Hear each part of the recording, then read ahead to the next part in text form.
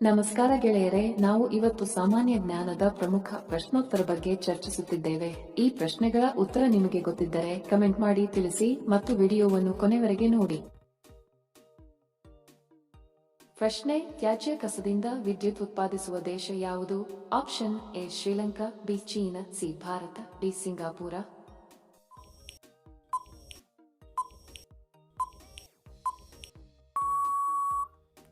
ಸರಿ ಉತ್ತರ option D Singapore.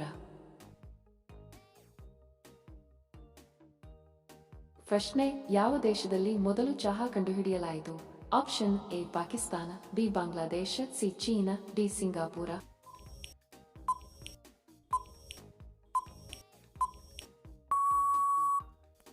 ಸರಿ ಉತ್ತರ ಆಪ್ಷನ್ ಸಿ ಚೀನಾ. ವಿಡಿಯೋ ಕೊನೆವರೆಗೂ ನೋಡಿದ್ದಕ್ಕೆ ತಮ್ಮೆಲ್ಲರಿಗೂ ಧನ್ಯವಾದಗಳು. ಮತ್ತೆ ಭೇಟಿ ಆಗೋಣ ಇಂಟ್ರೆಸ್ಟಿಂಗ್ ವಿಡಿಯೋದೊಂದಿಗೆ. ಅಲ್ಲಿಯವರೆಗೆ ನಮಸ್ಕಾರಗಳು. ಜೈ ಹಿಂದ್.